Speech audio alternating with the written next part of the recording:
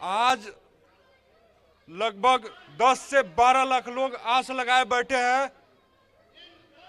अगर भर्ती पूरी हो जाती है तो कम से कम 10 से 12 लाख परिवार, 10 से 12 लाख लोग का भरण पालन भी होने लगेगा इससे। साथियों, सबसे बड़ी बात है, सरकार ने उस समय कुछ नहीं सोचा हम लोगों के लिए और एकाएक अग्निपथ योजना लाकर हमारे सर पे थोप दिया। हमने इसके लिए कम से कम 4 साल 5 साल तपस्या किया था, तब जाकर हमारा दौर मेडिकल क्लियर हुआ था।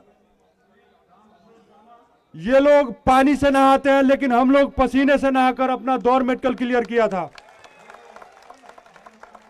सुबह 3 बजे भोर में, या ठंडा हो या गर्मी, रोज का रोज 365 दिन हम लोग फील्ड पे जाते हैं और लगभग 1.5 लाख युवा, लगभग 10 से 12 लाख युवाओं में से 1.5 लाख युवा चयनित हुए थे और इन लोगों का 90% प्रोसीजर हो गया था, केवल बस ज्वाइनिंग बाकी था। हर तरह से मेहनत करने के बाद भी इन्हें सफलता नहीं दी गई। अगर हम लोगों को ज्वाइन करा दिया गया रहता तो आज हमारे अकाउंट में लगभग 10 से 12 लाख रुपए अकाउंट में रहता सभी बच्चों के। हर लड़का आज दुखी है, हर लड़का आज दर की ठोकरें खा रहा है, केवल पेंडिंग भर्ती की वजह से, और सरकार सुनने को तैयार नहीं है। लगभग 2 साल से हम लोग दर की ठोकरें खा रहे हैं। 40 से 45 ज्ञापन दिया जा चुका है, अभी तक उसका कोई रिप्लाई नहीं आया है।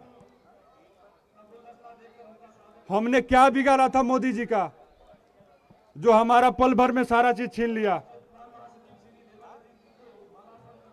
हम कोई भीख नहीं मांग रहे हैं इनसे, अपना हक मांग रहे हैं, हक जिसके लिए 7 से 8 साल तपस्या किया था और पल भर में इन लोगों ने छीन लिया हमारा तपस्या का फल। आज सब किसी के परिवार आस लगाकर बैठा है कि मेरा बेटा बैग लेकर निकला है और कुछ ना कुछ वहां से लेकर आएगा। लगभग 1.5 लाख परिवार का, मतलब हम सभी के माता पिता आस लगाए बैठा है कि हमारा बच्चा दिल्ली गया है तो वहां से कुछ ना कुछ लेकर आएगा। सभी किसी के मन में थोड़ी सी उम्मीद की किरण जगी है कि अब कुछ हो सकता है। तो साथियों, मैं आप सभी से यह कहना चाहता हूं कि अगर जब भी आप सभी को बुलाई जाए, आप सभी हमेशा ऐसे ही, जिस संख्या में मतलब आप सभी यहां पे आए हैं, वैसे ही एक बार के बुलाहट में आप सभी यहां पे आ जाए, क्योंकि जब तक हम सभी एक आवाज नहीं बनेंगे तब तक सरकार हमारी बात नहीं मानेगी। हम सभी को ऐसे ही संगठित रहना पड़ेगा और एकजुट रहना पड़ेगा। हमारे पास लास्ट मौका है, ये इलेक्शन का समय, और सरकार को सुनना पड़ेगा। हम सभी संगठित रहेंगे तभी सरकार हमारी बात सुनेगी। आप सभी से निवेदन है, जब भी आप सभी को बुलाया जाए, आप सभी बेहिचक यहां पे प्रेजेंट रहेंगे। हाउ द जोश, भारत माता की वंदे वंदे। जय हिंद सभी भाइयों को। मैं अपने आप को बहुत ही किस्मत वाला मानता हूं कि मेरा जन्म इस भारत जैसे देश में हुआ है। मेरा भारत देश बहुत प्यारा है और उस भारत देश में मैं वहां से हूं जिसने इस देश को इतने फौजी दिए हैं। शेखावाटी एरिया आप सब जानते होंगे, झुंझुनू को, और वो झुंझुनू हमारे मोदी साहब को तभी याद आता है जब वो रैली करने जाते हैं। एक घंटे के लिए याद करते हैं, उसके बाद भूल जाते हैं दिल्ली आके कि झुंझुनू भी कोई चीज है क्या। और जब भी मैं देखता हूं, मैं कोई मूवी नहीं देखता हूं तो बाघा और अटारी बॉर्डर पर जो लाइव परेड होती है ना, वो देखता हूं देश में। और जब वो देखते हैं हमारे बॉर्डर बीएसएफ के जवान उस पाकिस्तानी रेंजर की आंखों में आंखें डाल के कहते हैं और अपनी मूंछों को ताव देते हैं, तो मेरे आंखों में खुशी के आंसू आ जाते हैं कि मैं भी एक दिन जाके इन पाकिस्तानियों से लोहा लूंगा। और मेरे को सपने में भी यही आता है, कोई सपने में राजकुमारी नहीं आती है मेरे सपने में आता है कि माँ, मैं आज रात पाकिस्तानी से लड़ाई लड़ रहा था और मेरे को वो बंदी बना के ले गए, लेकिन मैं सबको मार के भाग के आ गया वहां से। और मेरे दादाजी फौज में थे, वो मेरे को यही कहानी सुनाते थे कि बेटा मैं ऐसे लड़ा था, वहां ऐसे लड़ा था पाकिस्तानी से। तो मैं ये सोचता था कि मैं भी दादाजी जाके उन पाकिस्तानियों से लड़ना ही है, और मैं आज भी मर मिटने लिए तैयार हूं। लेकिन ये सरकार हमारे बीच में आ रही है और आप सब यहाँ पे आए हैं ना, वो सब मैं 100% दावे के साथ कह सकता हूँ मरने के लिए तैयार है, देश के लिए जान देने के लिए तैयार है आप। और कोई दुख नहीं होगा, हम इस भारत जैसे सुंदर देश के लिए अपने सीने पे गोली खा लेंगे। हमारे पूर्वजों ने भी बहुत शहादत दी है इस देश के लिए, और हम भगत सिंह को भी अपना आइडल मानते हैं।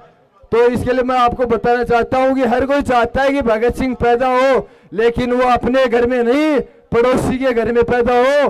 क्योंकि कोई माँ ऐसे नहीं चाहते जो परिवार वाले कि मेरा बेटा देश के लिए शहीद हो। लेकिन ये लोग सोचते हैं वो गलत है कि आज भी भगत सिंह पैदा होते हैं और वो देश के लिए जान देने के लिए तैयार हैं। एक बार दोनों हाथ ऊपर करके भारत माता की जय का नारा लगाएंगे। भारत माता की, भारत माता की, इनकलाब, वंदे, जय हिंद।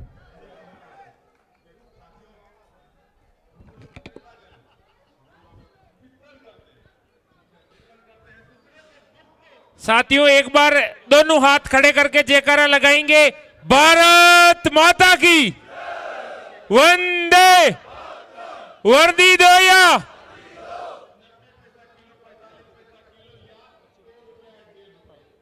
आज हमारी आवाज अब धीरे धीरे बुलंद होने लगी है।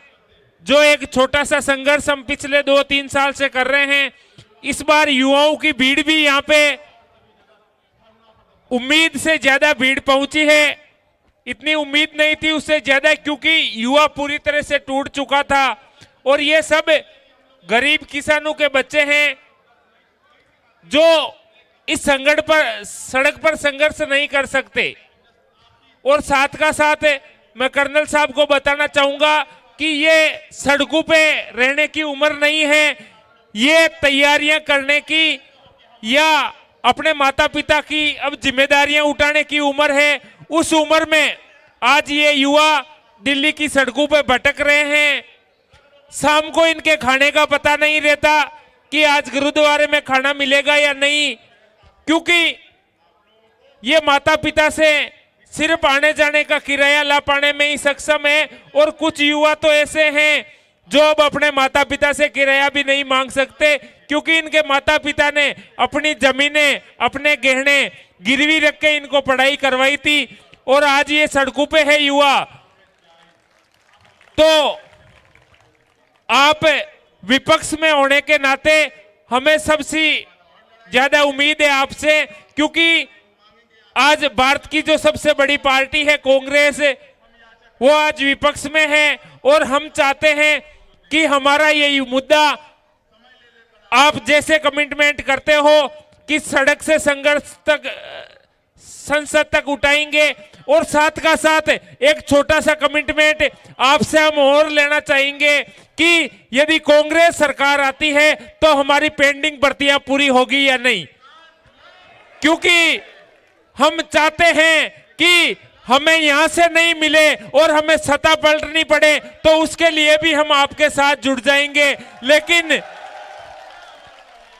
ऐसा ना हो कि आज हम उनके खिलाफ लड़ रहे हैं और कल और किसी के खिलाफ लड़ना पड़े।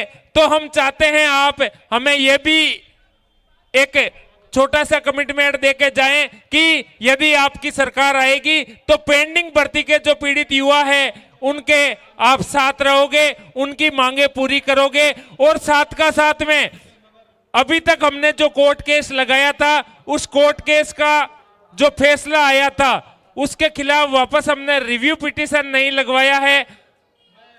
तो यदि आपका सहयोग हो और अच्छा कोई वकील हो तो इन सब बच्चे डॉक्यूमेंट्स यहां पर लेके पहुंचे हैं और वो रिव्यू पिटीशन की भी वापस एक प्रक्रिया है जो भी हमें बताएं, और या किसी ऐसे वकील से मिलाएं जो इन बच्चों को शायद वापस कोर्ट में लड़के न्याय दिलवा सके, क्योंकि ये युवा अब जब यहाँ पर दिल्ली आए हैं तो ये अब मुझे नहीं लग रहा कि बार बार बुलाने पे फिर से आ जाएंगे, लेकिन इतनी बड़ी संख्या में आना मुश्किल है। तो एक बार इस बार इनको कुछ ना कुछ ऐसा आश्वासन या इनकी प्रक्रिया वापस चाहे कोर्ट के माध्यम से हो, कैसे भी हो, शुरू होके और ये यहां से वापस जाएंगे तो जरूर अगली बार इससे डबल संख्या में युवा पहुंचेंगे कि पिछली बार जब हमारे साथी गए थे तो उनको कुछ ना कुछ मिला था। क्योंकि यहां पर अभी ये युवा आए हैं तो कर्नल साहब ये सिर्फ एक धरना प्रदर्शन करने नहीं आए हैं, इस बार ये कुछ ना कुछ यहां से लेके जाने के लिए आए हैं। आप यदि मेरी बात ये सच है तो दोनों हाथ खड़े करके कर्नल साहब को बताओगे कि हमें कुछ ना कुछ इस बार लेके जाना है। हम बार बार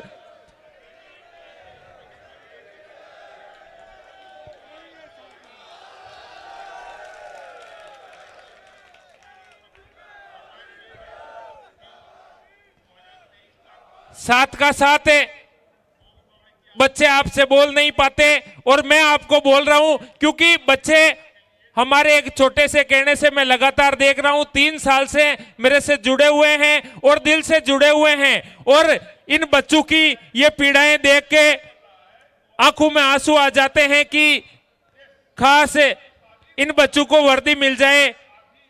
तो इसके लिए हम संघर्ष कर रहे हैं, तो साथ का साथ हम चाहेंगे कि आपकी पार्टी भी हमारे साथ में बैठ के सड़क पे बैठ के संघर्ष करें, क्योंकि ये संघर्ष ये बच्चे तभी कर पाएंगे जब इनको कोई एक बड़ा सहयोग मिलेगा। क्योंकि आपकी पार्टी का पिछली बार जो सहयोग मिला तो हमारी बात नेशनल मीडिया तक पहुंची, और ये बात अब नेशनल मीडिया से हमें अपने हक दिलवाने तक पहुंचनी है, उसमें आपका पूरा सहयोग चाहिए होगा।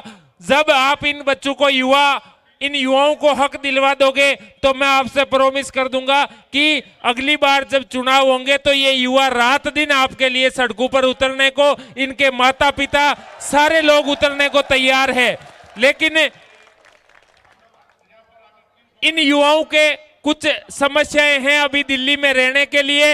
एक तो आप कोशिश करो कि हमें जंतर मंतर पर और परमिशन मिल जाए, वो चाहे 2 दिन बाद ही मिले, और एक बच्चों के कहीं पे रहने करने की खाने की हमें जरूरत नहीं, क्योंकि इन बच्चों को खाने की कोई जरूरत नहीं है। ये यहाँ पे खाने के लिए नहीं आए हैं, ये यहाँ पे अपनी फौज की वर्दी वापस लेने के लिए आए हैं। तो आप सिर्फ रहने की कहीं एक हॉल की व्यवस्था हो जाए तो बच्चे दर दर की ठोकरें नहीं खाए इन दिल्ली की सड़कों पे। ओढ़ने की भी जरूरत नहीं, ओढ़ने की ये सब साथ में लेके आए हैं। कहीं खाली हॉल मिल जाए तो वहां पे रुक जाएंगे, और 2 दिन बाद, 3 दिन बाद, 4 दिन बाद जब भी परमिशन मिलेगी तो इस जंतर मंतर पर वापस अपने डेरे गाड़ देंगे। ये हम तैयारी करके आए हैं, तो ये सारी हो जाए तो एक बार मैं अब कर्नल साहब से निवेदन करूंगा कि आप इन बच्चों का मनोबल बढ़ाएं और इन बच्चों को आगे की ऐसी राह बताएं जिनसे ये सफल हो सकें, और इनको जो इनकी मंजिल है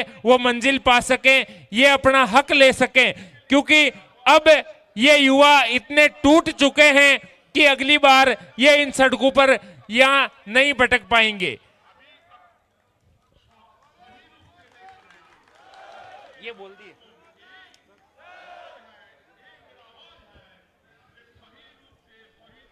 एक बार ये मीडिया वाले कुछ क्लिप लेना चाहते हैं तो दोनों हाथ खड़े करके जोरदार लगाएंगे। पेंडिंग भर्तियां, पेंडिंग भर्तियां, पेंडिंग भर्तियां, वर्दी दो या वर्दी दो या वर्दी दो या। इसी क्रम में मैं एक बार रेखा जी जो युवाओं के जोश के लिए पिछली बार भी काफी अच्छे शब्द बोले थे, और हमारे इस हक की लड़ाई में ये बिना बुलाए आए हैं, और मैं कहता हूं जिनका जमीर जिंदा होता है उनको बुलाने की जरूरत नहीं होती। ये एक नारी होते हुए आज आगे बढ़ के जंतर मंतर पर आए हैं, तो सभी जो ये मीडिया के माध्यम से आवाज पहुंच रही है उन सैकड़ों जो हिजड़े हैं उन तक भी पहुंचा दो कि ये समय आ गया है आपके बाहर निकलने का। बहुत बहुत धन्यवाद आपका। वक्त की सुइयों को बदल के रख देता है, वक्त की सुइयों को बदल के रख देता है, बड़े बड़े तूफानों को कुचल के रख देता है, बड़े बड़े तूफानों को कुचल के रख देता है। यार वक्त की क्या बात करते हो, वक्त की क्या बात करते हो, युवाओं का जोश तो पूरा भूगोल बदल के रख देता है। आज आप सभी का जोश देखकर मुझे उम्मीद है कि आप लोग अपना हक लेकर रहेंगे। और साथ में मैं पहले भी आप लोगों से कह चुकी हूं कि अगर आप में जरा भी धैर्य है तो मुझे लगता है आपकी वो घड़ी आने वाली है और आपकी आवाज बनेंगे कर्नल रोहित सर, जो कि बहुत ही नेक दिल इंसान है और हमेशा से सेना और सैनिक की बातें उठाते आए हैं। आप लोगों से मैं पहले भी काफी देर बोल चुकी थी, ज्यादा समय ना लेते हुए आप सभी से एक छोटा सा मेरा आग्रह रहेगा, क्योंकि पहले बताया था मैंने आप लोगों को कि एक सैनिक की बेटी हूं और सैनिक की पत्नी हूं और सैनिक की मां भी हूं। आप लोग कोई भी गलत कदम मत उठाना और अपने लिए संघर्ष करते रहना। नौकरी आज नहीं तो कल इस सरकार को देनी पड़ेगी और मोदी सरकार को आप लोगों के सामने अपने घुटने टेकने पड़ेंगे। अभी मैं सुन रही थी कुछ युवाओं की पीड़ा, ऐसे प्रतीत हो रहा था कि इन युवाओं की सांसें बंद होती नजर आ रही हैं, लेकिन आप लोगों को मैं आपकी बहन और मां समान आप लोगों को ये कहना चाहूंगी कि आप किसी भी परिस्थिति का डट कर मुकाबला करना और अपनी नौकरी हासिल करके रहोगे, लेकिन आप धैर्य बनाकर रखना। आप सभी लोगों को मेरा धन्यवाद।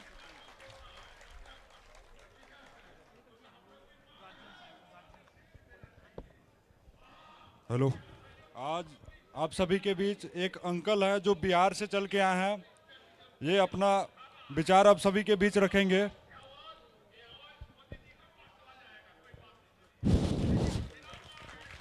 हस्तिनापुर के इस पावन धरती पर जंतर मंतर पर उपस्थित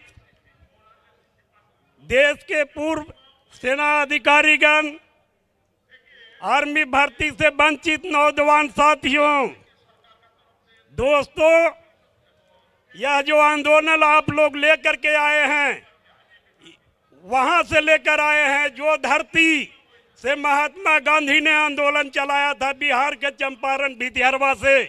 वही धरती है जो गोरे गाल वालों को सता उखाड़ दिया था।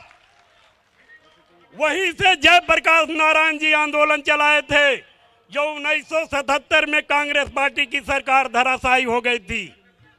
आप लोगों से मैं कहना चाहता हूं कि मोदी सरकार मजदूर, किसान, गरीब के बच्चे जो सेना में जाते थे उनको हक अधिकार से वंचित कर रहा है और आपको आने वाला पीढ़ी को बर्बाद कर रहा है। यही यदि हालात रह गया तो गरीब मजदूर किसान के बेटा कभी तरक्की नहीं कर सकता है और सेना में कभी जो है भर्ती नहीं हो सकता है। यह बहुत बड़ा साजिश है देश के 90% गरीब तबके के लोगों को हक और अधिकार से वंचित रखने का। मैं आप लोगों से कहना चाहता हूं कि जब वही चंपारण आंदोलन गोरे गाल वालों को सत्ता से उखाड़ दिया था, वही आंदोलन 77 में कांग्रेस पार्टी को उखाड़ दिया था, तो यही आंदोलन आपको हम कह रहे हैं कि मोदी सरकार को भी जड़ से उखाड़ दो, नहीं तो 90% गरीब मजदूर किसान को हक को ये मार करके रख देगा जुगों जुगों तक के लिए। अगर यदि आप लोग ये लड़ाई नहीं जीत पाए तो जुगों जुगों तक वंचित रह जाएंगे मजदूर और किसान के बेटे। यदि मोदी सरकार कहता है घर घर में आर्मी बना देंगे, घर घर में खुशहाली लाएंगे, तो मैं इस मंच से कहना चाहता हूं, जंतर मंतर के ऐतिहासिक मंच से, कि आप सांसद विधायक का भी संविधान में संशोधन करके नियम बना दो कि 5 साल जो एमपी विधायक रह जाएगा और दोबारा चुनाव नहीं लड़ेगा। बनाओ कानून। अरे बड़े चुतर वाले लोग, तुम लोग 10 बार एमपी विधायक बन जाता है तो 10 पेंशन लेता है। मजदूर किसान के बेटा जो भारत माँ को देश सेवा करने के लिए शहीद होता है, मरने के लिए तैयार रहता है, उसको पेंशन बंद कर दिया, उसको सिक्योरिटी गार्ड का नौकरी दे रहे हो। सिक्योरिटी गार्ड का भी नौकरी कोई करता है तो 10 साल 15 साल 20 साल करता है। इसलिए मेरा आग्रह है ये नौजवान साथियों से कि किसी भी देश का ताकत वहाँ के नौजवानों में होता है। लोकतंत्र में असली ताकत जनता में होता है। यही यदि हालात रहा, ये केंद्र की सरकार नहीं झुकता है तो आने वाला 2024 में 1.5 लाख जो नौजवान साथी नौकरी से वंचित हैं, वो एकजुट होकर के घर घर प्रचार करो कि इस गूंगी बहरी सरकार को उखाड़ देना है। जो गरीब विरोधी सरकार है उसकी सत्ता को उखाड़ देना है। केवल इन लोग ढकोसला करते हैं, नारा देते हैं सबका साथ सबका विकास, मगर मजदूर और किसान गरीब तो आज भी वही को वही है। 76-77 साल आजादी के हो गया। ये बड़े चुतर वाले 5 साल एमपी विधायक बन जाते हैं तो अरबपति खरबपति बन जाते हैं। आज भी हिंदुस्तान के अंदर 35 करोड़ लोग भूखा सोता है, मगर यही बड़े चुतर वालों के घरों में कुत्ते मटन और चिकन खाते हैं। करोड़ों करोड़ रुपए के कुत्ते पालते हैं। इनके सुरक्षा व्यवस्था में करोड़ों रुपए खर्च हो रहा है। इसलिए मेरा आग्रह है कि नौजवानों का आंदोलन भारत देश में जब जब हुआ है तब तक जो है बहुत बड़ा क्रांति हुआ है और परिवर्तन हुआ है। इसलिए लास्ट में हम आपको कहना चाहते हैं कि एकजुट होकर के 24 के चुनाव में इस सरकार को जवाब देना है। या तो आप लोग को नौकरी दे या तो जो है इस सरकार को उखाड़ फेंकना है जो है। इसी के साथ हम अपना वक्तव्य समाप्त करते हैं। जय हिंद, जय भारत, जय जवान, जय नौजवान। भारत माता की वंदे वंदे। पूरा जोश में फौजी की तरह आओ द जोश। भारत माता की, भारत माता की। पेंडिंग भर्ती, पेंडिंग भर्ती। जय हिंद फौजियों। मैं आप सभी को फौजी कह के संबोधित कर रहा हूं क्योंकि हम सब फौजी हैं। और देखिए, मैं आप सबको एक चीज दिखाना चाहूंगा और बताना चाहूंगा, लेकिन उससे पहले मैं मैम को और सर को धन्यवाद बोलना चाहूंगा, क्योंकि हम सबको तो नौकरी मिलेगी, लेकिन जरा इनका सोचिए कि इनको क्या मिलने वाला है। इनको कुछ नहीं मिलने वाला, लेकिन फिर भी हमारे साथ खड़े हैं ये। तो मैं इन सबको सैल्यूट करता हूं। हमारी फौज में एक कल्चर होता है कि हम अपने अधिकारियों को, अपने से जो बड़े होते हैं उनको हम सैल्यूट करते हैं, लेकिन अभी हमारी सरकार ने हमें वो अधिकार नहीं दिया है। तो मैं पैर छूकर इनका धन्यवाद अदा करना चाहूंगा कि हमारे पूर्वज भी हैं ये। मैं इन पूर्वजों का बहुत बहुत धन्यवाद बोलना चाहूंगा। देखिए, मैं आपको बताना चाहूंगा कि एक बार मुझे ध्यान से देखिए। अगर आप मेरी हाइट देखोगे तो मैं रामदेव सर के आधे में ही हूं, लेकिन मेरे अंदर एक जुनून था कि भाई मुझे फौज में जाना है। तो मैंने सोचा कि कैसे फौज में जा सकता हूं, क्या तरीका है। तो मुझे बताया कि इंडियन एयरफोर्स में हाइट में कोई बाहर नहीं होता है, बहुत कम हाइट लेते हैं, 152 ही लेते हैं। तो मैंने एयरफोर्स की तैयारी की। बहुत अच्छी सुविधाएं नहीं थी, कहीं कभी कोचिंग नहीं की, घर की सुविधाएं भी बहुत कम थी और पैसे की ज़्यादा प्रॉब्लम थी। तो घर पे ही तैयारी करके एक कल्पनीय काम मैंने किया। 6 बार एग्जाम दिया, 3 बार मेरा सिलेक्शन नहीं हुआ और फिर चौथी बार मेडिकल अनफिट, फिर से मेडिकल अनफिट।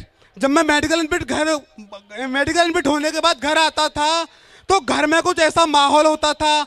मम्मी रोती थी, बहनें रोती थी, 2 बहनें थी, जैसे कि किसी की मृत्यु हो जाती है। लेकिन उसके बावजूद मैंने हिम्मत नहीं हारी और मैंने कहा कि नहीं मम्मी, जाना है तो फौज में ही जाना है और इंडियन एयरफोर्स एग्जाम को क्वालिफाई भी करेंगे, एक दिन सब कुछ अच्छा हो जाएगा। उनको भी साथ दिया, उनको भी सहारा बना और खुद का भी। समय ऐसा था कि सब लोग सुबह जागते थे और मैं सुबह 6 बजे 5 बजे सोता था, पूरी रात पढ़ के। लेकिन हमारी सरकार, अब मैं यहाँ पे एक बात बोलना चाहूँगा, हम लोगों ने बहुत लोगों के विचार सुने और उन्होंने सेना के बारे में, सरकार के बारे में बहुत सारी चीज़ें बताई। मैं प्रधानमंत्री नरेंद्र मोदी जी के बारे में एक बात कहूँगा कि मैं पर्सनली उनका सम्मान करता हूँ, सिर्फ इस वजह से नहीं कि वो बहुत अच्छे इंसान हैं, बल्कि वो हमारे देश के प्रधानमंत्री हैं, तो मैं उनको सम्मान देना ही पड़ेगा। उनके अपमान करने का मतलब है कि हम देश की जनता का अपमान कर रहे हैं। लेकिन उन्होंने कुछ ऐसे काम किए हैं कि व्यक्तिगत तौर पे, अगर मैं उनके व्यक्तिगत तौर पे देखूं तो उन्होंने कुछ काम ऐसे किए हैं कि जिनकी सराहना कोई भी नहीं करता है और वह बहुत ही बेकार काम हुए हैं। उनमें सबसे एक है कि हम लोगों का हक छीना है, उन्होंने अधिकार छीना है। क्या आप में से एक भी ऐसा है कि जिसको फौज के अलावा कोई और नौकरी मिले तो करेगा? बिल्कुल नहीं करोगे। हमको पैसा नहीं चाहिए। जब वो प्रेस कॉन्फ्रेंस हुई थी तो मैं सुबह से वेट कर रहा था कि देखते हैं क्या होता है इसमें। तो उसमें हमारे सेना जो रक्षा मंत्री थे उन्होंने कहा था कि सेना का बजट कम करने के लिए ऐसा किया गया है। क्या हमने अपनी सेना से नौकरी के बदले कोई सैलरी मांगी?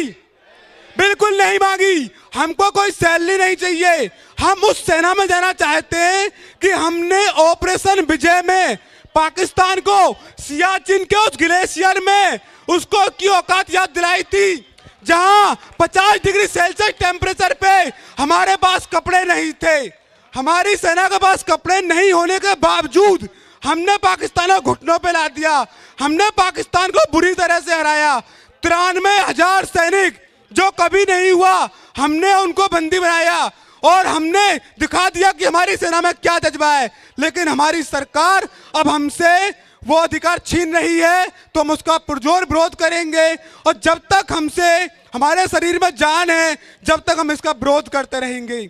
सबसे बड़ी बात यह है, देखो मैं आपको एक एग्जांपल देना चाहूंगा।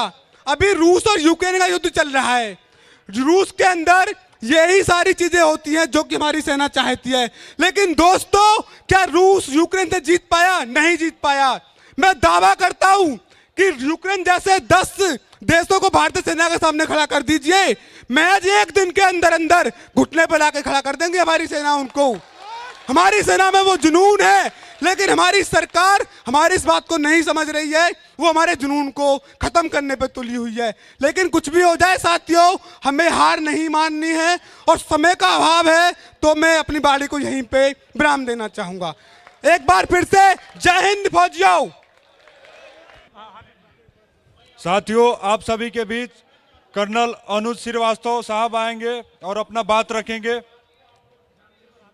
कर्नल अनुज श्रीवास्तव साहब।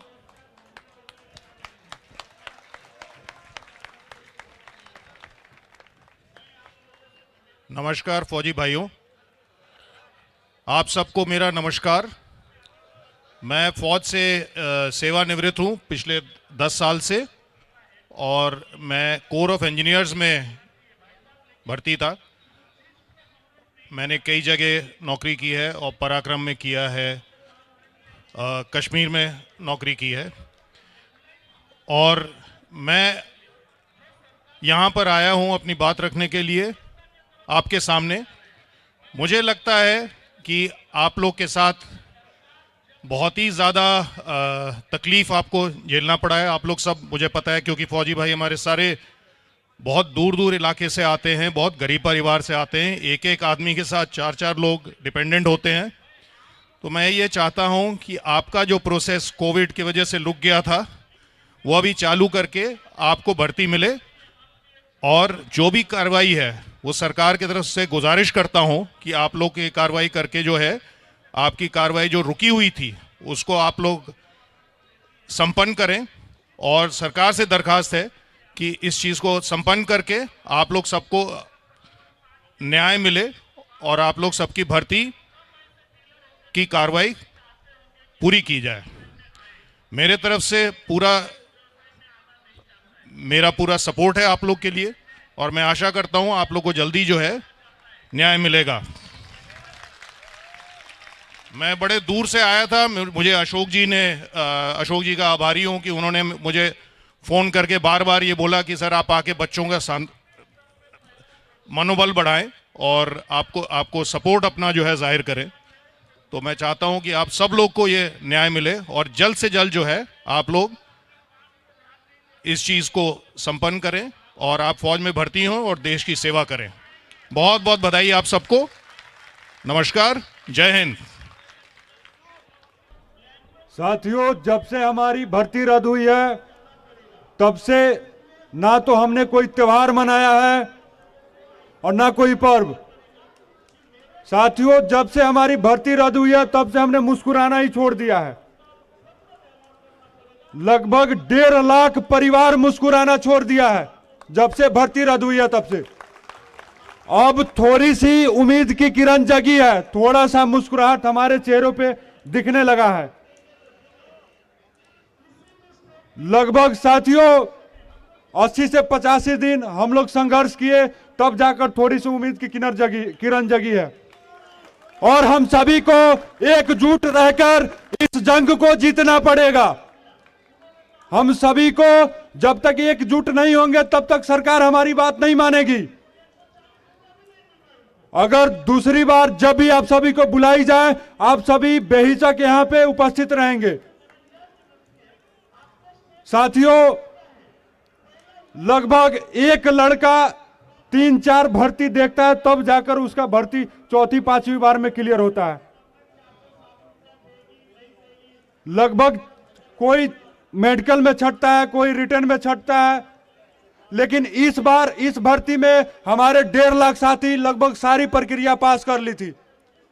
केवल ज्वाइनिंग बाकी था, वर्दी पहनना बाकी था। और सभी लड़के का मतलब 8000 ऐसे साथी थे जिन्होंने अपना डिस्पैच का टोटल सामान खरीद लिया था। उन्हें लगभग 4-5 दिन बाद डिस्पैच पे जाना था। और कुछ ऐसे साथी थे जिन्होंने अपना मतलब मिठाई वगैरह सारा चीज बंटवा दिया था कि अब तो हमारा भर्ती हो गया, अब हम ज्वाइन करेंगे। और इतना आस लगा लिया था कि सोच नहीं सकते हैं। उस आस को तोड़ा है इन्होंने। इस भर्ती के रद्द होने से लगभग 64 से 65 साथी आत्महत्या कर लिए। उसे मीडिया में भी दिखाया नहीं गया। और उस समय कुछ ऐसे साथी थे जो मतलब हर तरह से निर्दोष थे, उसके ऊपर भी FIR हुए। और सरकार से मैं यह भी गुजारिश करूंगा, सबसे पहले पेंडिंग भर्ती पूरी की जाए और दूसरी जिनके ऊपर FIR दर्ज है उस FIR को खत्म किया जाए। और तीसरा 6 लाख एयरफोर्स का रिजल्ट आने वाला था, उसे पेंडिंग रखा गया है, अभी उसका रिजल्ट नहीं आया है, उस रिजल्ट को जारी किया जाए। हमारी 3 मांगे हैं, ये तीनों मांगे पूरी की जाए जल्द से जल्द। सभी भाइयों को जय हिंद। सबसे पहले मैं अपना परिचय दे दूं। मैं झारखंड से गिरिडीह जिले से आया हूं और मैं अकेले नहीं, हर बार की तरह जितना धरना यहां पे हुआ है इस पेंडिंग भर्ती को लेके, हर एक बार झारखंड से गिरिडीह जिले से 22 बंदे 25 बंदे हर एक बार अपने हक की लड़ाई के लिए आगे रहे हैं। और मैं अभी भी बोल रहा हूं, ये जब तक संघर्ष जारी रहेगा तब तक हम लोग पीछे हटने वालों में से नहीं है, क्योंकि हमारे पूरे खानदान पूरे परिवार में फौज का खून दौड़ रहा है। हम लोग पीछे पैर हटाने वालों में से नहीं है, हम लोग कायर नहीं है। और मैं उन भाइयों से भी अनुरोध करना चाहता हूं हाथ जोड़ के, जो अभी कोई कारणवश अपने घर से यहां पे नहीं आ पाए हैं। मैं उन भाइयों से अनुरोध करता हूं कि कृपया भाई यहां पे दिल्ली में आए और हम भाइयों के साथ कदम से कदम मिलाएं और अपना हक लेकर रहें। और मैं बताना चाहता हूं कि जो ये भर्ती का प्रक्रिया है, ये प्रक्रिया से सभी गुजरे हैं, कितना कष्टदायक होता है ये सभी भाई जानते हैं। और मैं ये जरूर मानता हूं कि ईश्वर अगर है तो ये जो हम लोगों का कष्ट जो हम लोग अभी झेल रहे हैं, उस चीज को ऊपर वाला भी देखेगा और हम लोगों का साथ देगा। तो मैं सभी भाइयों से अनुरोध करता हूं कि पैर ना हटाएं पीछे। जब तक संघर्ष चलेगा हम लोग डट के खड़े रहेंगे और पीछे नहीं हटेंगे। और मैं एक एक्स एनसीसी कैडेट भी रह चुका हूं और मेरा एनसीसी सी सर्टिफिकेट है। मेरी तो सिर्फ ज्वाइनिंग बची हुई थी। और उन कितने भाइयों लोग बचे हैं जो जिनकी air force, Indian army, Indian navy के ज्वाइनिंग बची पड़ी थी, किन्हीं का एग्जाम बचा हुआ था, किन्हीं का मेडिकल बचा हुआ था। तो सरकार से गुजारिश है कि हम लोगों का जो हक है सरकार ना मारे। सब हम लोग गरीब किसान मजदूर के बच्चे हैं, ना कि कोई नेता, ना अडानी मुकेश अंबानी के बेटे हैं। तो भाई जब तक हम लोगों का अपना हक नहीं मिलेगा तब तक हम लोग पीछे हटने वालों में से नहीं हैं।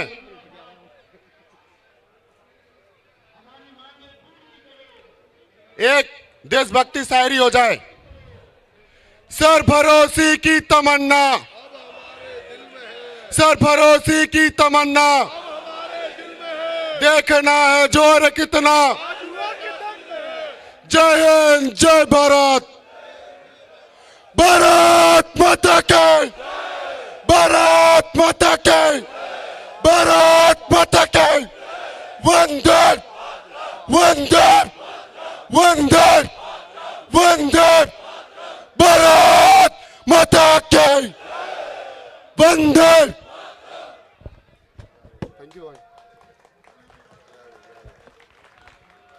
लहरों से डर कर नौका पार नहीं होती, कोशिश करने वालों की कभी, कोशिश करने वालों की कभी। आप सभी के बीच आएंगे सुभाष ठाकुर, आगरा। सुभाष ठाकुर, आगरा। मैं उधर बहुत देर से देख रहा था, सुबह से ही देख रहा हूँ।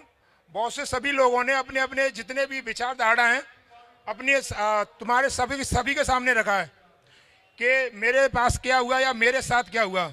यहाँ पर जितने भी भाई हैं, जिनके पिताजी हैं, माताजी हैं, जितने भी हैं, सभी को पता है कि मेरे बच्चे ने या मेरे लाल ने या हमने क्या किया है, और सरकार को भी पता है।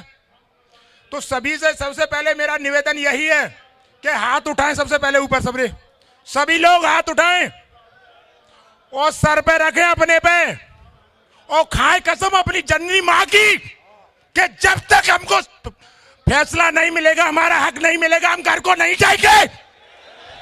बात खत्म, कुछ नहीं होगा आगे। हमें हमारा हक चाहिए तो चाहिए। यही जुनून जब तक होना चाहिए जब तक हम यहां पर हैं। अगर इसके लिए हमें कुछ भी करना पड़े वो करेंगे। अगर हम सरकार बना सकते हैं तो सरकार गिरा भी सकते हैं। हमें यही जुनून चाहिए। और जो बच्चा अगर शाम को या अभी या कल निकलना चाहता है तो वो निकल जाए। हमें ऐसे बच्चों का बिल्कुल नहीं चाहिए साथ। इन्हीं की वजह से आज हम यहां पर हैं। अगर ऐसे लोग हमारे बीच में उपस्थित होंगे तो हम कुछ नहीं कर पाएंगे।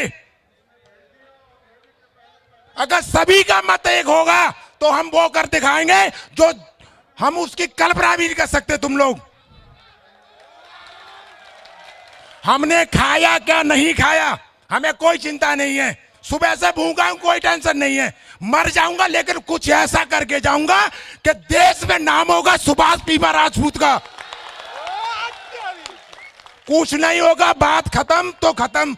बस एक ही काम करो, जो इस काम के लिए आए हो आप यहां पर, वो काम करके जाओ भाई, अन्यथा आपका यहां पर आना बेकार। पैसे नहीं है, पैसे की व्यवस्था होगी। खाना नहीं है, खाने की व्यवस्था होगी। सोना नहीं है, सोने की व्यवस्था होगी। हम सभी लोग करेंगे इकट्ठा। कोई भी, हमें मालूम है टाटा अंबानी के घर से नहीं है, हम लोग देंगे। हमारे बुजुर्ग हैं, सम्मानित हैं, सभी लोग हैं। 10-10, 5-5, 100-100, 200-200 रुपए देंगे। सभी लोग करेंगे, हम चंदा करेंगे। यहाँ पर जितनी भी जनसंख्या बैठी है, कसम है उसे अपनी जननी मां की, नहीं उसकी कोख से जन्म नहीं लिया। ये ध्यान रखना मेरी बात को। यहां से हिलने का नहीं। बोलो हाँ या ना। ये आवाज कल भी मुझे चाहिए। अगर नहीं निकली तो ये ध्यान रखना, अपने वादे से मुकरना ये बहुत कायरता का काम है। अगर आपने युद्ध छेड़ा है तो उस युद्ध को खत्म कर कर जाओ। एक आपको बात बताता हूं, सभी लोग सुना हो भैया, सभी लोग सुनो मेरी बात को। सुना है आपने कि अकबर का नाम तो सभी ने सुना होगा। अक्सर वो युद्ध क्यों जीतता था आपको पता है?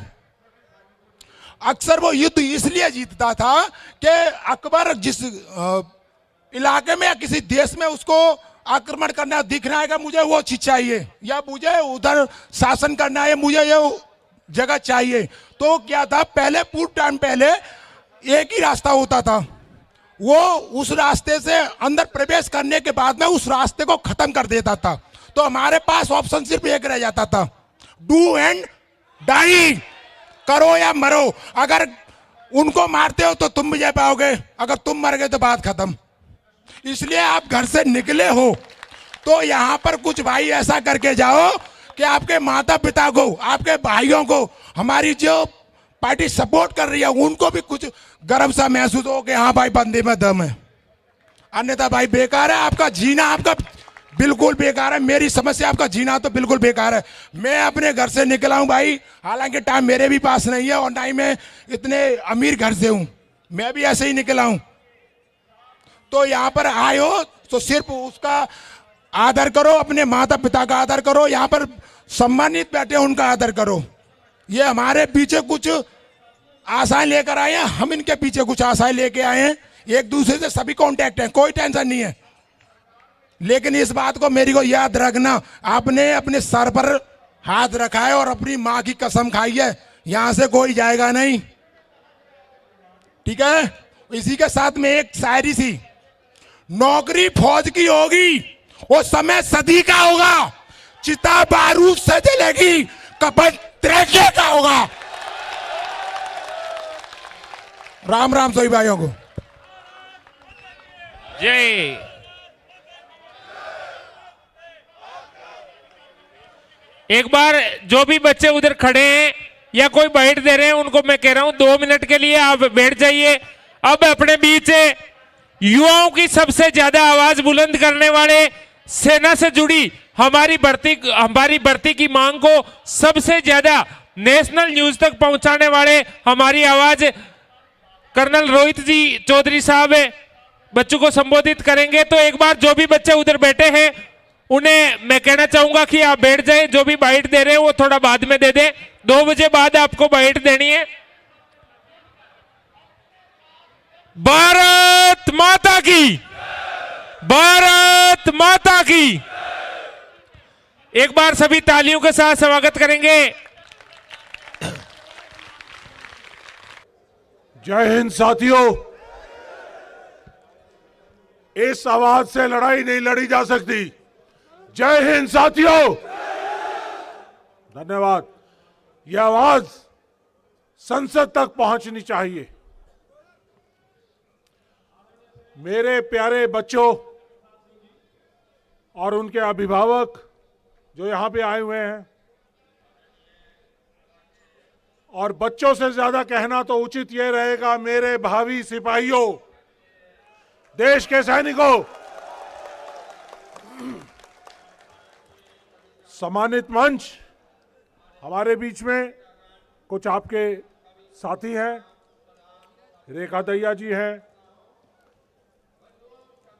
सुरेंद्र पहलवान जी हैं, आपके गुरुजी रामदेव जी हैं, रघुवीर जी हैं, मलकियत जी हैं, धर्मवीर जी हैं, और बहुत सारे तमाम हमारे वो लोग हैं।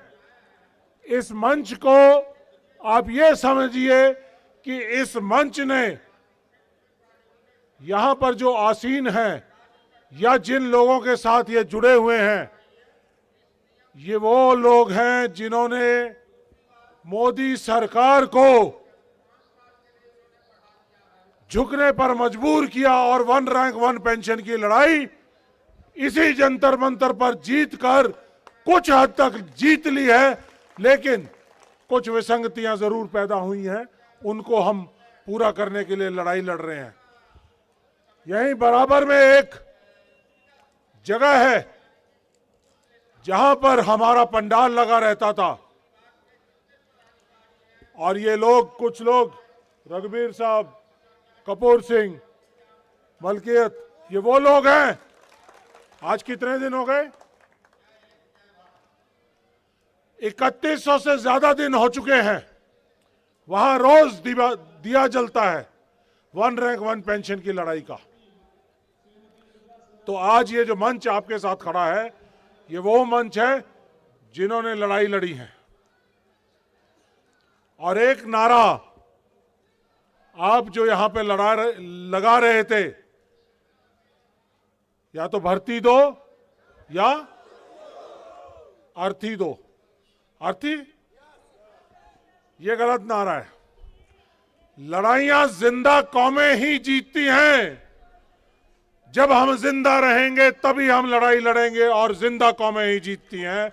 और जिंदा कौम की तरह आप लड़ेंगे और जिंदा कौमों की तरह हम जीतेंगे।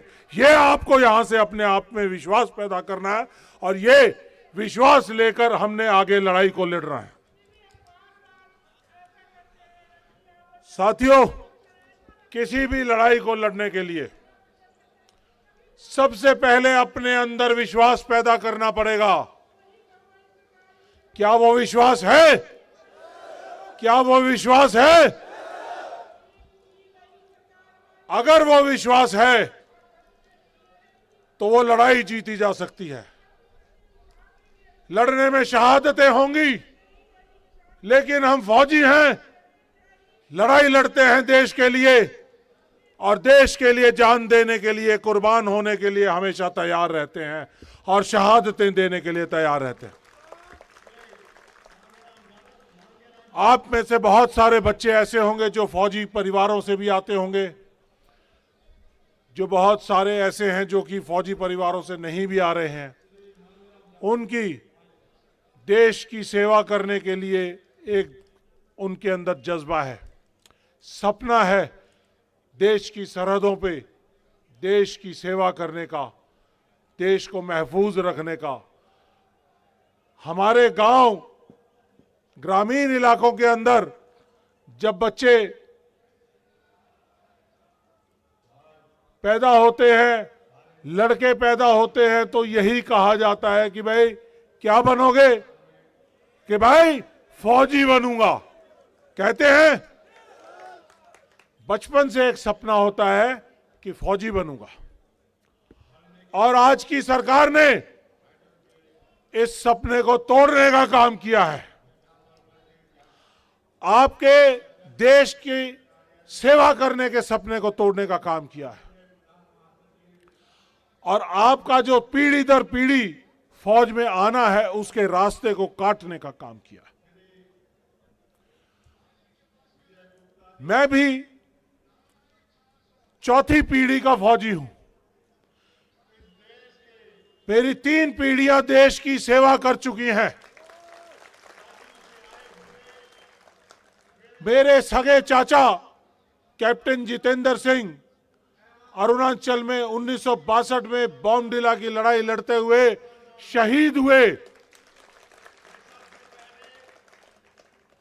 वीर चक्र हैं।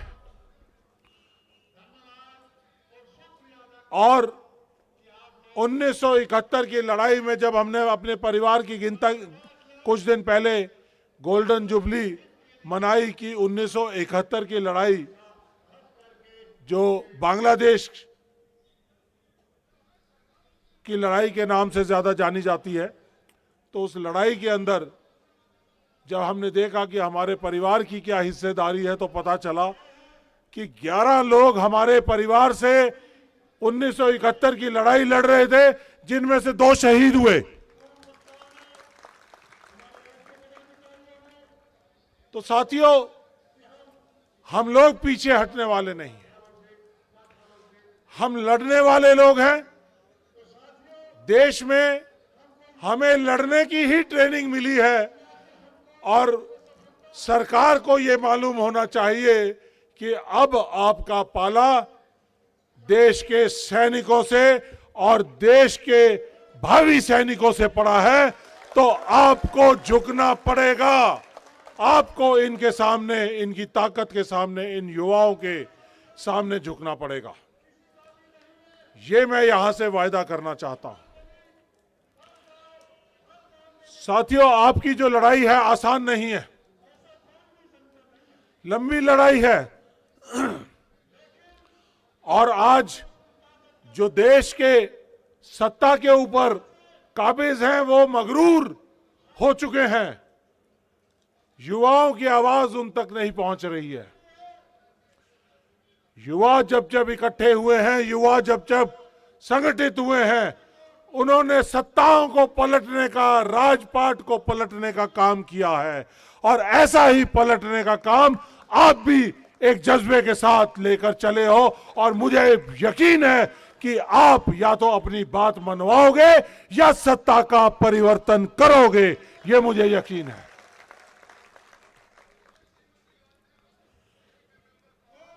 आप में से कुछ युवा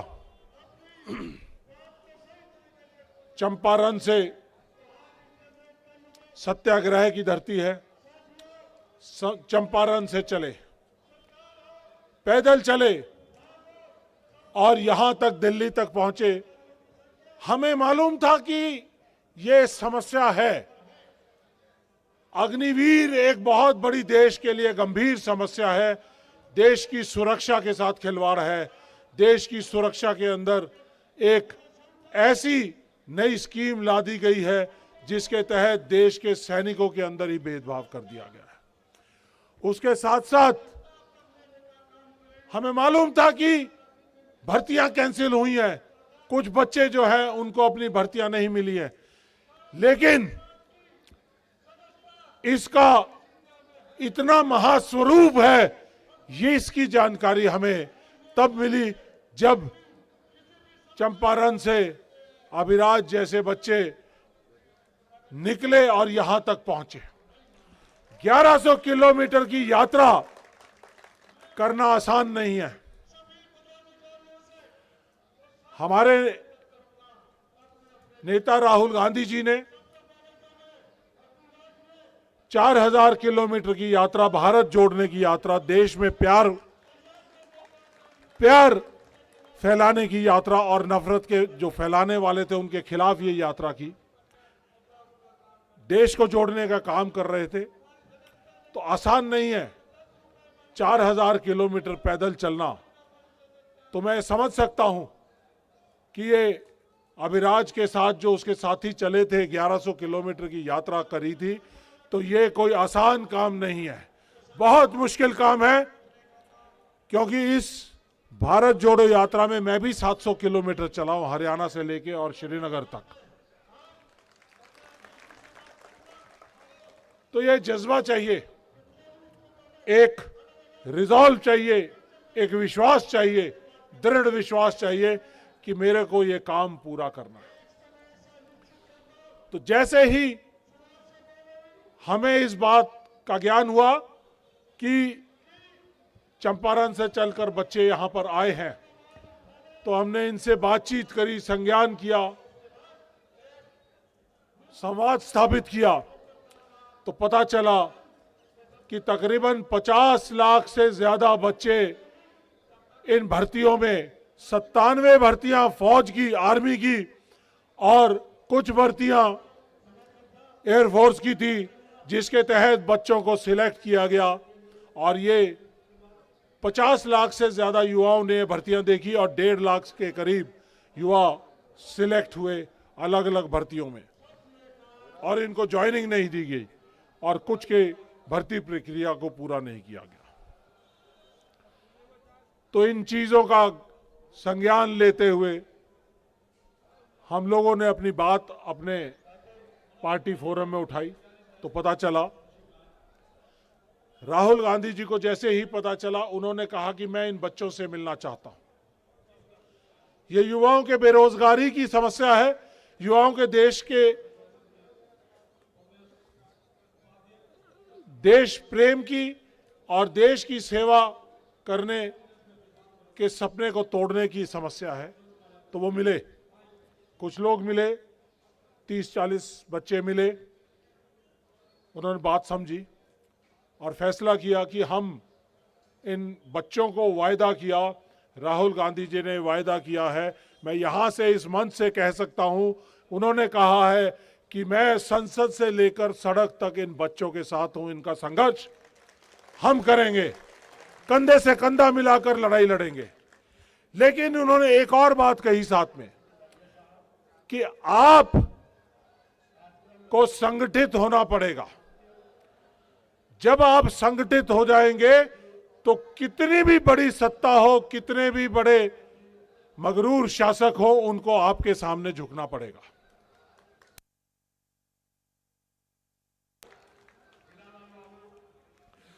और लड़ाई लड़ने के कुछ असूल बड़े जरूरी हैं।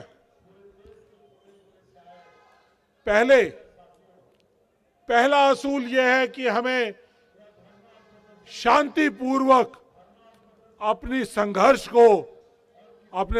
को लड़ना पड़ेगा और जीतना है।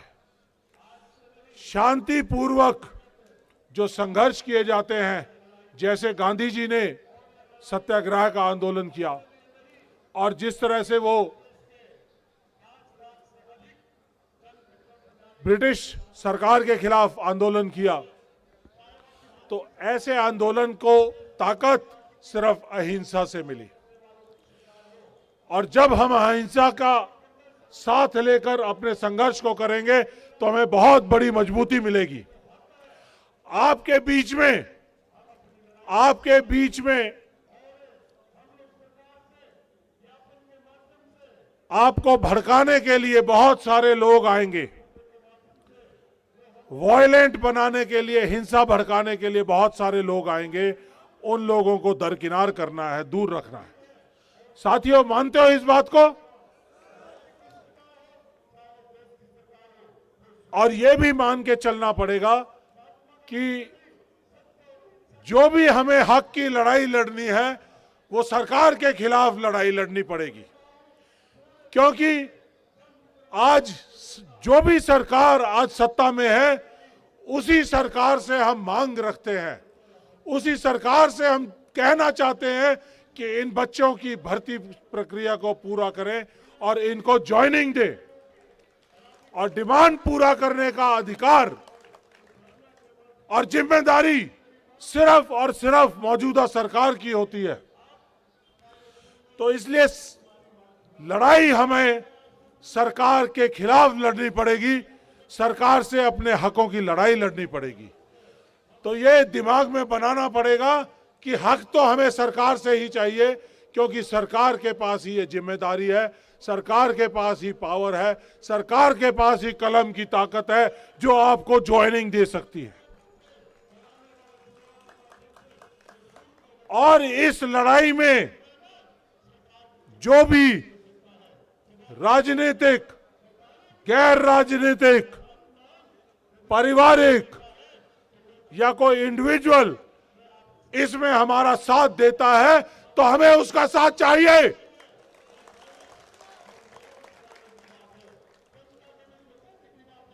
हम परहेज नहीं करेंगे किसी का भी साथ लेने के लिए। हमें अगर कांग्रेस पार्टी साथ देती है तो हमें उसका साथ चाहिए, अगर कोई और राजनीतिक पार्टी साथ देती है हमें उसका साथ चाहिए, अगर सत्तारूढ़ पार्टी हमारा साथ देती है हमें उसका साथ चाहिए। लेकिन सत्तारूढ़ पार्टी के साथी अगर बीच में आते हैं तो उनको कहेंगे कि पहले हमें विश्वास लेकर आओ अपने सरकार के आकाओं से कि हमें ज्वाइनिंग मिलेगी, तभी आप हमारे साथ शामिल होंगे।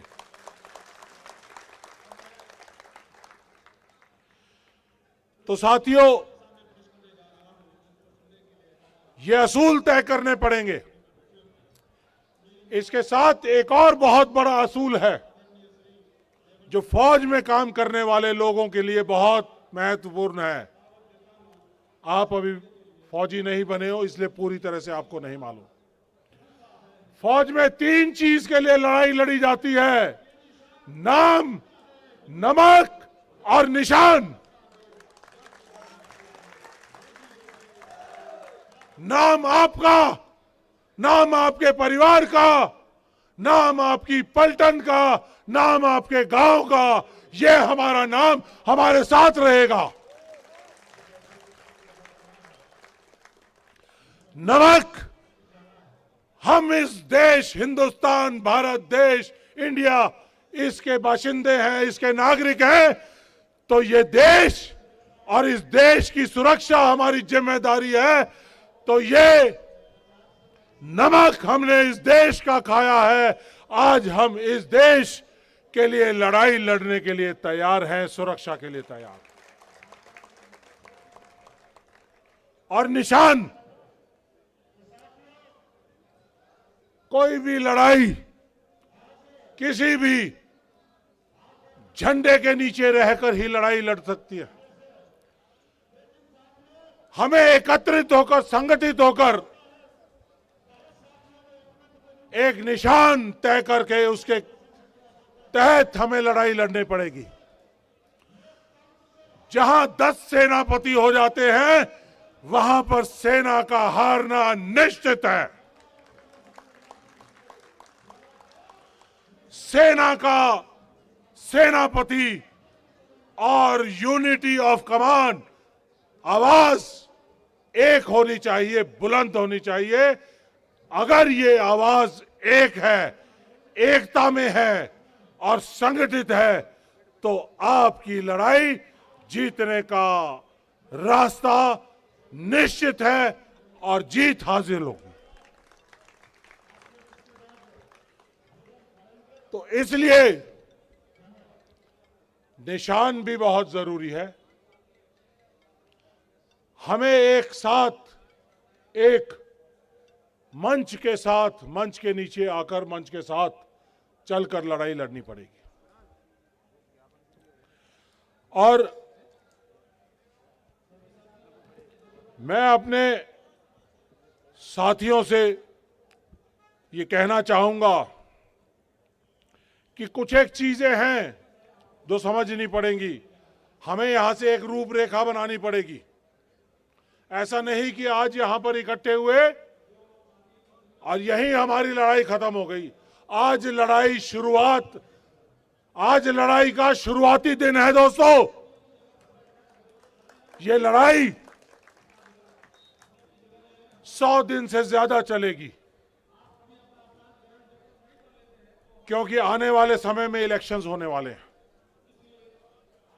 लोहा गर्म है, हथौड़ा मार दो।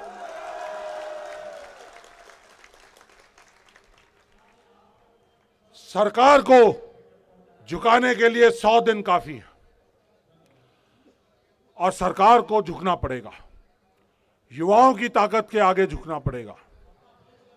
आप क्या मांग रहे हो इस सरकार से? आप यही मांग रहे हो ना कि हमारी भर्ती प्रक्रिया को पूरा किया जाए, हमें रोजगार दिया जाए, हमें देश में सेवा करने का सेना में मौका दिया जाए? यही मांग रहे हैं? कोई बड़ी चीज तो नहीं मांग रहे। लेकिन अगर ये सरकार आपकी मांग पूरी नहीं कर रही है, तो यहां पे मुझे, महाभारत का युद्ध है ये साथियों, महाभारत का युद्ध है। ये न्याय का युद्ध है, न्याय मांगने का युद्ध है। आपको न्याय चाहिए, आपको रोजगार चाहिए, आपको अपने ज्वाइनिंग चाहिए, आपको अपनी भर्ती चाहिए, आपको अपनी वर्दी चाहिए। लेकिन अगर ये सरकार नहीं दे पा रही है, तो मुझे महाभारत के युद्ध में रामधारी सिंह दिनकर जी की एक कविता है, जिसमें उन्होंने एक संज्ञान पेश किया था। जब युद्ध शुरू होने से पहले कृष्ण जी दूत बनकर दुर्योधन के, कौरवों के दरबार में गए थे, तो उन्होंने कहा था कि और कुछ नहीं तो सिर्फ 5 गांव ही दे दो। हम आज मोदी साहब के दरबार में अर्जी लगाते हैं कि हमारे बच्चों को सिर्फ भर्ती दे दो, फौज में उनको ज्वाइन करा दो। हम यही मांगते हैं। लेकिन जब शासक और सत्ताधारी और सत्ता पे काबिज लोग मगरूर हो जाते हैं, निरंकुश हो जाते हैं, तो वो जनता के बारे में और बच्चों के बारे में और युवाओं के बारे में सोचना बंद कर देते हैं। तो जब कृष्ण जी को उन्होंने बांधने की ऐसी मगरूर स्थिति जो महाभारत के युद्ध में थी, ऐसी ही मगरूर स्थिति आज देश की परिस्थितियों में है। देश की सत्ता ने आपको ज्वाइनिंग लेटर से महरूम रखा है। तो कृष्ण जी की बात, उस संज्ञान की बात मैं याद दिलाना चाहता हूं। तो रामधारी सिंह दिनकर जी कहते हैं कि दुर्योधन ने उनकी बात नहीं सुनी। दुर्योधन तो अहंकारी होकर उनको बांधने चला था। तो उस संज्ञान में जो कवि ने कहा है वो ये कहता है, दुर्योधन वह भी दे न सका आशीष समाज की ले ना सका।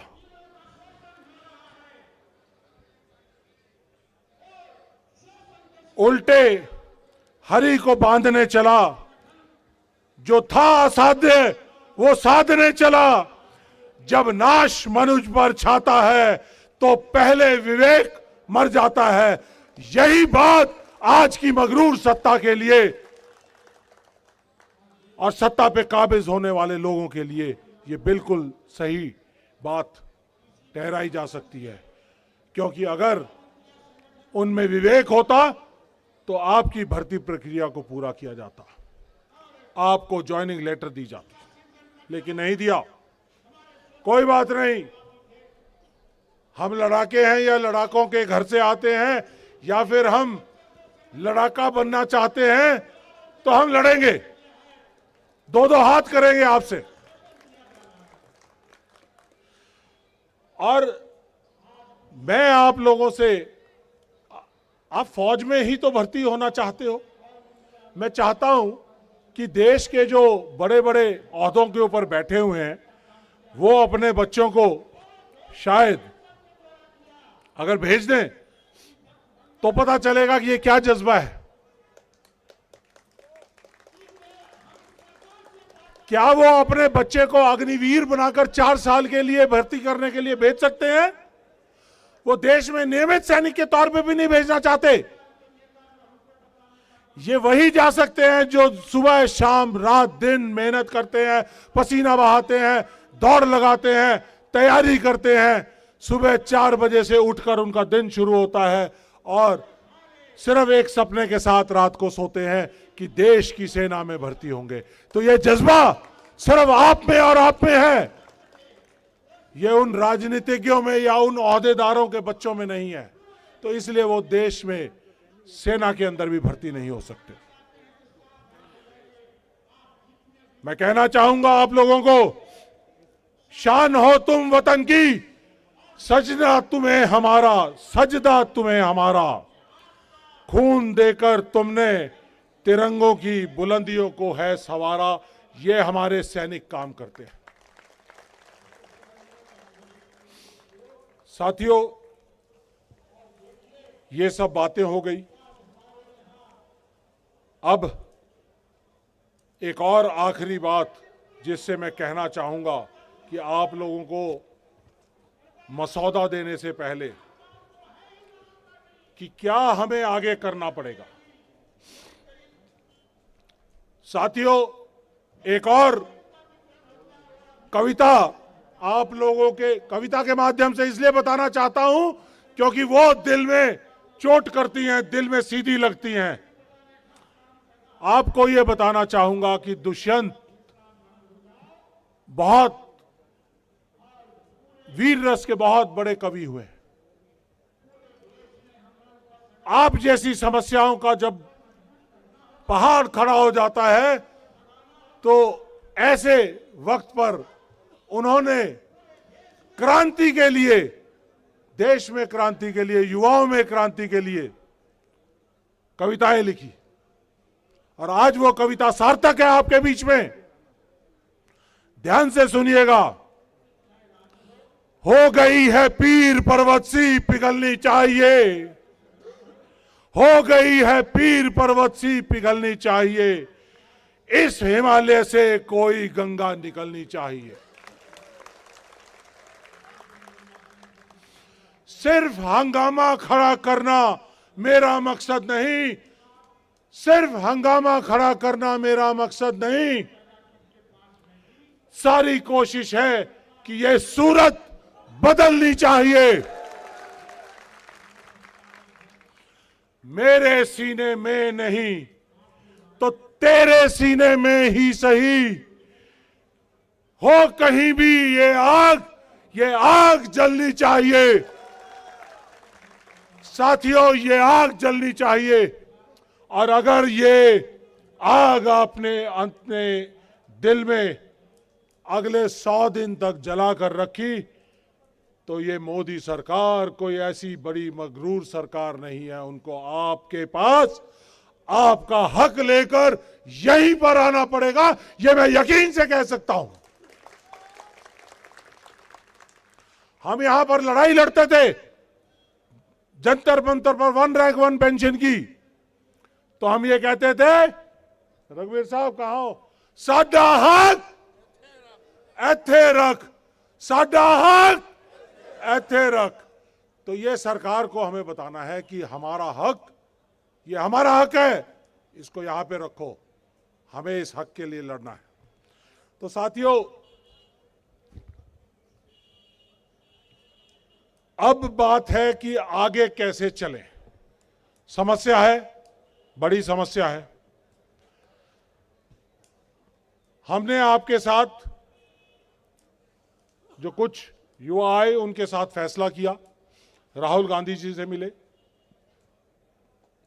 यहां एक और बात मैं आपको बताना चाहूंगा ताकि किसी के दिमाग में कोई गलत धारणा ना पैदा हो। 2014 से पहले हम लोग 1 रैंक 1 पेंशन का अधिकार मांग रहे थे, लड़ाई लड़ रहे थे। उस समय पर बहुत सारे 2006 में, 9 में, 11 में, 12 में, 13 में एक पुराने पेंशनधारी जितने थे फौज के, उनका सबका पेंशन बराबर करने की एक लड़ाई चल रही थी। उसको यूपीए सरकार में बराबर किया गया, कोशिश की गई गैप को कम करने की। और उसके बाद ऐसे ही कुछ सैनिक राहुल गांधी जी से मिले तो उन्होंने सरकार में बात उठाई। तो 26 फरवरी 2014 को एक आदेश जारी किया गया, तब यूपीए की सरकार थी। आदेश जारी किया गया कि 1 रैंक 1 पेंशन की ये डेफिनेशन रहेगी। और उसके बाद हम लोगों को 1 रैंक 1 पेंशन यूपीए सरकार द्वारा मिली। लेकिन उससे पहले हमारे जो बहुत सारे साथी जो बहुत आंदोलित थे, पीड़ित थे, उन लोगों ने मोदी सरकार का साथ देने का काम किया। तो 2014 में यही लोग थे, यही मंच था जिन्होंने 1 रैंक 1 पेंशन की लड़ाई लड़ी, यूपीए सरकार के खिलाफ भी लड़ी। और उसके बाद जब हमें रेवाड़ी में रैली में कहा गया कि 100 दिन के अंदर 1 रैंक 1 पेंशन दी जाएगी, तो 5 बार मोदी साहब ने घूम घूम कर मैं मंच पर कहा था कि मैं सैनिकों को नमन करता हूं, नमन करता हूं, नमन करता हूं, और कहा कि 100 दिन में करेंगे, लेकिन नहीं किया। तो हमने उनके खिलाफ जंतर मंतर से मोर्चा शुरू किया। ये मैं बात इसलिए बताना चाहता हूं कि 2014 से पहले हमने मोदी साहब का, बीजेपी का, सरकार का बहुत सारे फौजियों ने साथ दिया। इसलिए साथ दिया क्योंकि वो प्रिंसिपल ऑपोजिशन पार्टी थे। वो मुख्य विपक्षी दल थे उस समय, उन्होंने आवाज उठाई, उन्होंने वायदा किया, लेकिन पूरा नहीं किया। हमें कहा गया कि हर बात जो चुनावी माहौल में कही जाए वो पूरी करने के लिए नहीं होती, तो हमने उसके खिलाफ फिर लड़ाई लड़ी। ये मैं आपको इसलिए बता रहा हूं कि जब भी लड़ाई होगी तो लड़ाई सरकार के खिलाफ होगी, चाहे वो 2014 में थी, चाहे वो 2015 से लेकर और आज तक लड़ाई लड़ी जा रही है, या अब आपके इस ज्वाइनिंग की लड़ाई या अग्निवीर की अग्निपथ को खत्म करने की लड़ाई जो लड़ी जा रही है, वो भी सरकार के साथ लड़ी जाएगी। तो इसलिए किसी के भी दिमाग में यह शक नहीं होना चाहिए कि हम कोई गलत काम कर रहे हैं। हमें शांतिपूर्वक रहना है, संगठित रहना है, डिसिप्लिन रहना है और कोई भी गलत तत्व को बीच में नहीं आने देना है। और एक झंडे के तहत, एक मंच के तहत हमें लड़ाई लड़नी है और साथ साथ नाम, नमक और निशान, 3 चीज का ध्यान रखना है। अगर ये ध्यान रखते हुए हम लड़ाई लड़ेंगे तो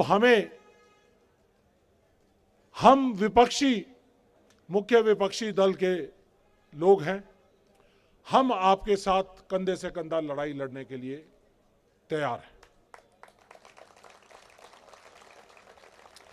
हम लोग आपकी लड़ाई लड़ेंगे, लेकिन कोई भी लड़ाई तब तक नहीं लड़ी जा सकती जब तक जो उसके लाभार्थी हैं, जिनको उससे असर पड़ता है, डायरेक्ट असर पड़ता है, इनडायरेक्ट असर पड़ता है, बच्चे हैं, परिवार है, जब तक वो साथ नहीं खड़े होंगे तो हम लड़ाई नहीं लड़ सकते। तो इसलिए आप लोगों को यकीन दिलाना पड़ेगा कि हम तो लड़ाई लड़ने के लिए तैयार हैं। क्या आप तैयार हैं? हाउ इज द जोश? तो तय हो गया कि आज से हम ये लड़ाई लड़ रहे हैं और इस लड़ाई में परिवार भी साथ होगा, आप लोग साथ होंगे, हम लोग साथ रहेंगे। और कैसे ये लड़ाई लड़ी जाएगी, मसौदा तैयार करना किसी भी लड़ाई का जरूरी है। मुझे नहीं मालूम था कि आज इतने सारे लोग आएंगे। आपके जो संयोजक हैं उनको भी यकीन नहीं था कि इतने सारे बच्चे आएंगे। कल हम इस जगह को देख रहे थे तो कुछ बच्चे आए, पता कर रहे थे, कहते कि साहब हम तो YouTube से देखकर या इंफॉर्मेशन हमें कहीं ना कहीं सोशल मीडिया के जरिए मिली तो हम आ गए यहां पर। तो जब ऐसा जज्बा है, अपने आप लाए जाते हैं, अपने आप आ जाते हैं संघर्ष के लिए, तो वो संघर्ष सफल होना जरूरी है और सफल होगा। रैलियों में किसी ने कहा था कि रैलियों में भीड़ ज्यादा आती है या भर्ती रैलियों में। राजनीतिक रैलियों में हो सकता है कि भीड़ लाई जाती होगी, लेकिन सेना की भर्ती के अंदर जो भीड़ आती है वो अपने दिल से, अपने मन से, देश की सेवा के जज्बे से आती है। जय।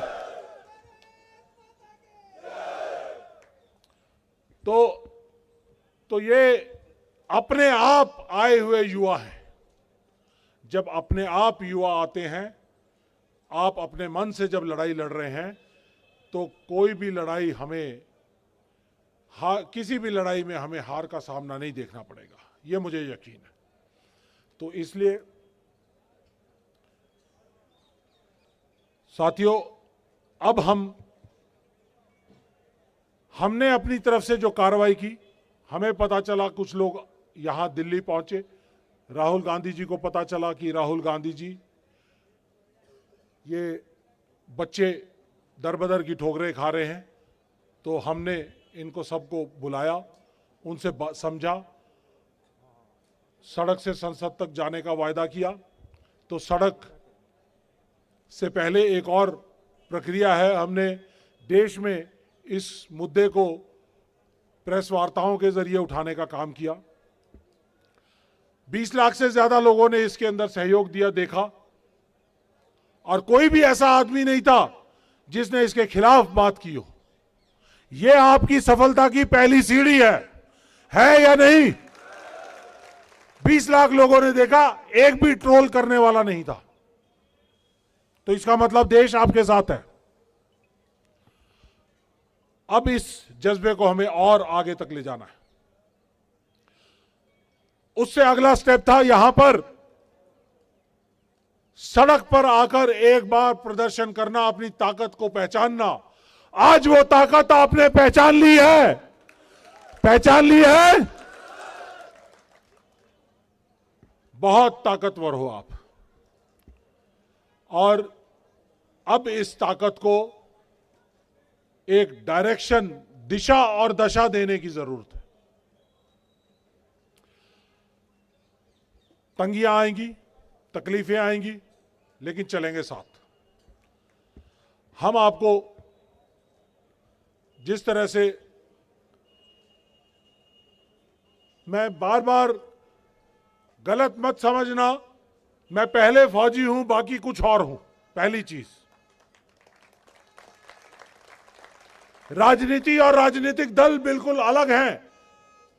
मैं पहले फौजी हूं, मेरा दिल देश की फौज के लिए, देश की सुरक्षा के लिए और देश की सेनाओं के लिए धड़कता है मेरा दिल।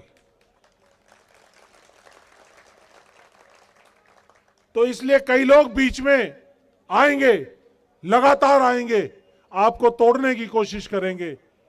कोई बीजेपी में, कोई कांग्रेस में, कोई किसी और पार्टी में बांटने की कोशिश करेगा, लेकिन हमने बंटना नहीं है। बंटवारे की राजनीति और रणनीति के खिलाफ चलते हुए हमें देश में एक दिशा और दशा स्थापित करते हुए आगे चलना है, ताकि आपका जो गतिरोध है ज्वाइनिंग का, वो पूरा हो सके, खत्म हो सके और आपको ज्वाइनिंग मिल सके। तो इसके अंदर लड़ाई में हम लोग आगे चलेंगे। तय ये किया है, दो तरह से लड़ाई लड़ी जाएगी, दो फ्रंट पर। पहली तो संख्या के बल के ऊपर, सड़क पे, आंदोलन में,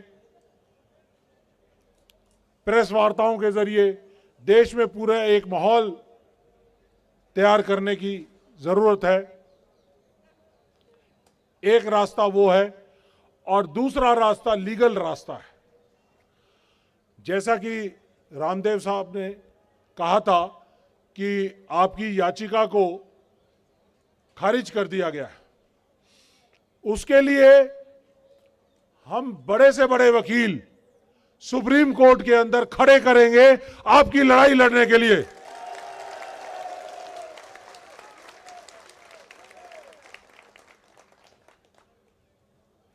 कानूनी लड़ाई है, वो भी लड़ेंगे। तो इसलिए मैंने आप सब लोगों से यहां पर एक रजिस्टर और रजिस्ट्रेशन का सिस्टम रखवाया, ताकि जितने युवा आए, जितने भी भर्ती के अफेक्टेड बच्चे हैं, वो आके अपने जो डिटेल्स हैं उनको दर्ज करें। तो वो डिटेल्स हमें बहुत ज़रूरी हैं,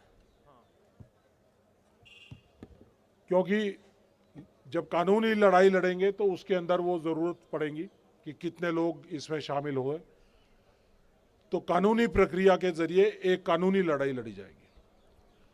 उसके बाद, क्योंकि हमारे पास समय कम है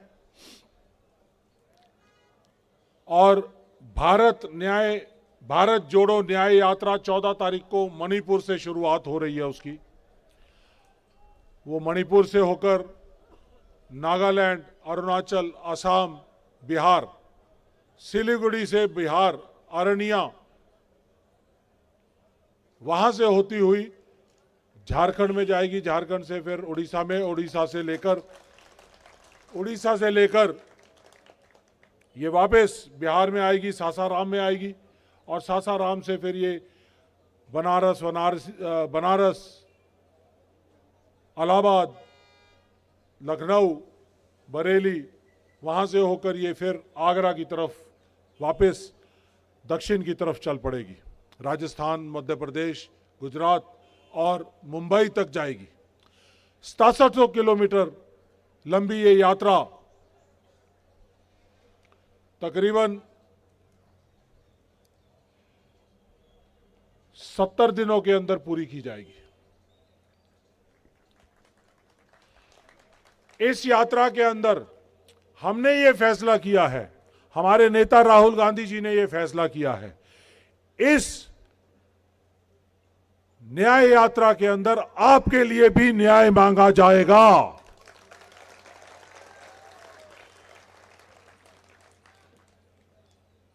जो अहम मुद्दे इस यात्रा के जरिए जो चलेंगे वो कोई राजनीतिक मुद्दे नहीं है। आपका मुद्दा राजनीतिक नहीं है, आपका मुद्दा सामाजिक है, रोजगार का मुद्दा है, आपकी जीविका का मुद्दा है, आपके अधिकार का मुद्दा है। देश में एवरेज आयु हमारे देश की 32 साल है। 32 साल के जवान देश में सिर्फ और सिर्फ एक ही जरूरत है, रोजगार, रोजगार और सिर्फ रोजगार। तो इसलिए ये सामाजिक मुद्दा है, ये न्याय का मुद्दा है, आपके अधिकार का मुद्दा है। तो इसको राजनीति के तौर पे ना देखा जाए। ऐसे ही सामाजिक न्याय के मुद्दे हैं। आपने कुछ समय पहले देखा कि देश में पहली बार ऐसा हुआ कि संसद में 150 के करीब सांसदों को निलंबित कर दिया, बाहर निकाल दिया। इसी जगह पर उनका भी धरना हुआ था। जहां आप बैठे हो, यहां पर 150 सांसद बैठे थे। आपको फख्र होना चाहिए, आपने उनके साथ ही स्टेज साझा किया, आपने उन्हीं के साथ ही यहां पे ये जमीन साझा की। वो भी न्याय मांग रहे हैं। वो देश के 150 सांसदों का अपमान नहीं था, देश की संसद का, देश के संविधान का अपमान था। संविधान के लिए न्याय मांगने के लिए ये यात्रा की जा रही है। ये सामाजिक न्याय का मुद्दा है, ये रोजगार का, महंगाई का, सबका मुद्दा है। अरे अरे सर जय हिंद, अरे सॉरी सर, आए सर प्लीज। अरे तो ये सामाजिक न्याय का मुद्दा है। साथियों, आज आपको जानकर बहुत खुशी होगी हमारे बीच, नहीं हमारे बीच सर मुझे क्षमा कीजिए सर, खेद है कि हमारे बीच हमारे